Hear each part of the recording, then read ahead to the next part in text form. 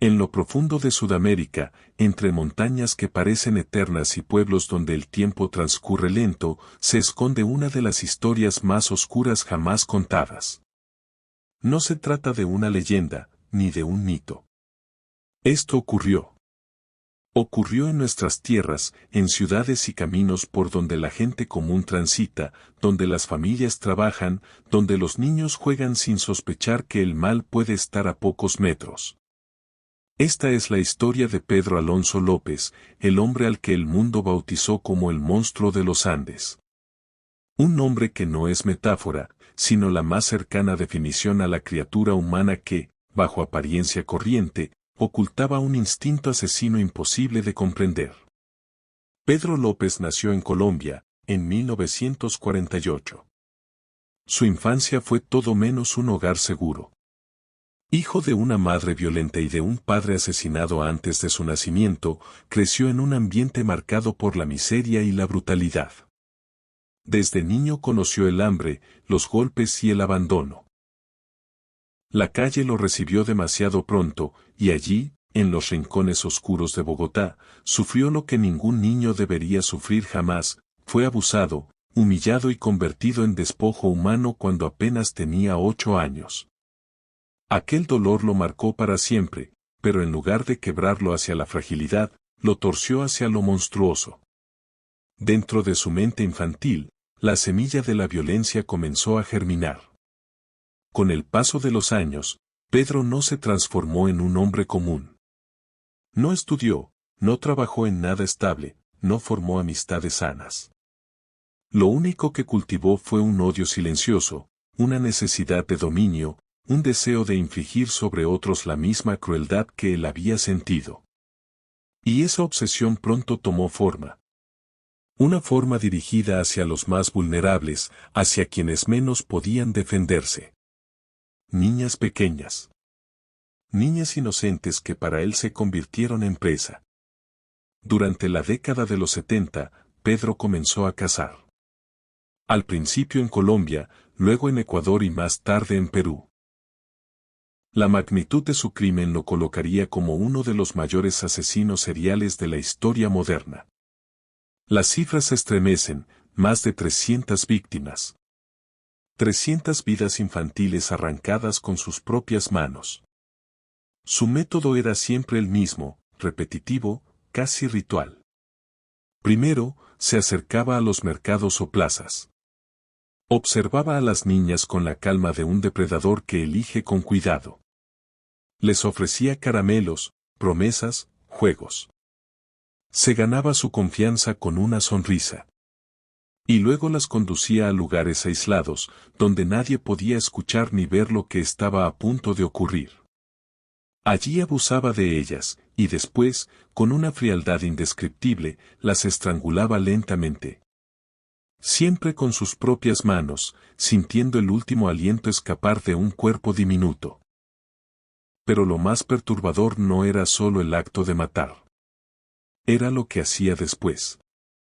Pedro confesó que se quedaba junto al cadáver durante horas, observando.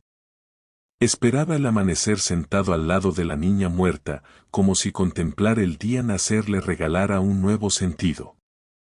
Ese ritual macabro, repetido una y otra vez, lo llenaba de una satisfacción que él mismo describió como felicidad. Para él, aquello no era sufrimiento, no era horror, era amor. Así lo dijo en entrevistas posteriores, con voz calma, con palabras tan absurdas que hielan la sangre: yo estaba feliz matando. Era como amor para mí. Su cacería se extendió por años, y las familias en pueblos pequeños comenzaron a notar un patrón: niñas que desaparecían en mercados, en caminos rurales, en los lugares más cotidianos. El miedo creció como una sombra que se extendía sin que nadie pudiera detenerla. En un continente ya golpeado por la violencia, la existencia de un asesino serial parecía casi imposible de concebir. Y sin embargo, allí estaba. La justicia era lenta, los sistemas policiales poco coordinados entre países. Pedro sabía moverse, cruzar fronteras, cambiar de ciudad. Para él, cada nuevo pueblo era un terreno de caza. No tenía remordimientos, ni miedo, ni siquiera el instinto de ocultarse demasiado. Era como si confiara en que la impunidad lo protegería siempre. Y durante mucho tiempo, así fue. Pero en 1980, en el corazón de Ecuador, la cacería terminó. En un mercado local intentó llevarse a una niña, como tantas veces había hecho. Pero esta vez, alguien lo vio. Un grupo de comerciantes lo detuvo y lo entregó a la policía. Lo que en principio parecía un simple intento de secuestro pronto se reveló como el descubrimiento del monstruo. Durante los interrogatorios, Pedro López no tardó en confesar. Y lo hizo sin lágrimas, sin miedo, sin angustia. Relató con detalle lo que había hecho. Habló de números imposibles de asimilar, decenas, cientos de niñas asesinadas. Y lo más escalofriante, aceptó llevar a los policías a los lugares donde enterraba a sus víctimas. En las afueras de Ambato, Ecuador, comenzó a señalar el suelo. Excavaciones rápidas revelaron lo que nadie quería ver: cuerpos pequeños, osamentas frágiles, huellas de la barbarie. Más de 100 cadáveres fueron recuperados. La magnitud del crimen paralizó al país entero. Los agentes, endurecidos por años de trabajo, quedaron marcados por aquella visión. Las familias lloraban y gritaban en los pueblos al recibir la noticia de que sus hijas desaparecidas habían sido encontradas en fosas comunes. El horror era tangible, insoportable, demasiado grande para caber en una sola nación. Y Pedro, en medio de todo, parecía satisfecho. Había revelado su secreto al mundo, y lo hacía con una calma que erizaba la piel. El juicio en Ecuador lo condenó. Pero aquí entra el capítulo más incomprensible de esta historia. En ese tiempo, la pena máxima en Ecuador era de 16 años de prisión. Ni un día más. A pesar de haber confesado el asesinato de más de 300 niñas, Pedro López fue sentenciado a la condena máxima permitida por la ley, apenas 16 años. Cumplió 14 y, en 1994, salió libre por buena conducta. El monstruo había devorado a cientos de niñas y ahora caminaba nuevamente entre la gente. Fue deportado a Colombia, donde enfrentó cargos adicionales, pero tampoco allí la justicia alcanzó a abarcar el tamaño de sus crímenes. Tras un breve tiempo en prisión, fue liberado. Nadie sabe dónde está desde entonces. No hay registro claro de su muerte. No hay tumba, no hay confirmación.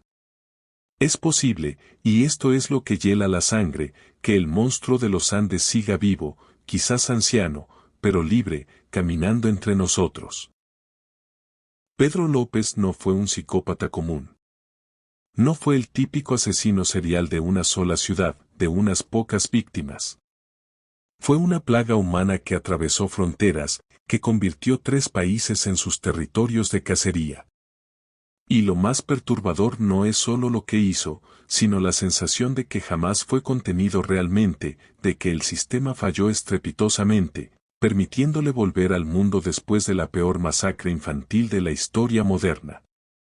Hoy, su nombre todavía aparece en reportes policiales, en documentales, en artículos que intentan descifrar su mente. Pero la verdad es que no hay respuesta. ¿Cómo puede un ser humano perder toda noción de empatía, todo rastro de humanidad, y reemplazarlo por el deseo sistemático de matar niños? ¿Cómo pudo hablar de amor cuando en realidad solo conoció la muerte? El monstruo de los Andes es un recordatorio brutal de lo frágiles que somos. De lo fácil que alguien puede ocultarse tras la máscara de lo común y, en silencio, convertir pueblos enteros en cementerios invisibles. Es la prueba de que el mal existe, tangible, humano, con rostro y nombre. Y lo más macabro es que Pedro Alonso López no fue atrapado por un milagro de investigación ni por un sistema infalible. Cayó por azar, por un descuido, por intentar raptar a la niña equivocada en el momento equivocado. Si ese día no lo hubieran visto, tal vez hoy seguiría sumando víctimas sin que nadie pudiera detenerlo. Al cerrar esta historia, el aire se vuelve pesado. Porque no estamos hablando de un mito que duerme en libros viejos, ni de un monstruo sobrenatural inventado para asustar a los niños. Estamos hablando de alguien real, de alguien que caminó nuestras calles, que respiró el mismo aire que nosotros, que extendió la mano hacia niñas indefensas y decidió arrebatarles la vida con una calma insoportable. Un hombre que confesó su horror y que, aún así, fue devuelto al mundo. El monstruo de los Andes no es solo el relato de un asesino serial. Es la radiografía de un sistema que falló. Es la memoria dolorosa de cientos de familias que jamás recuperaron a sus hijas. Y es también el eco de una pregunta que nos perseguirá siempre. ¿Dónde está Pedro Alonso López ahora? Tal vez esté muerto. Tal vez se esconda en algún rincón anónimo del continente. O tal vez, y esto es lo más aterrador, todavía camine entre nosotros, invisible, viejo, pero con la sombra intacta. Porque los monstruos, a veces, no necesitan garras ni colmillos. A veces, los monstruos son humanos.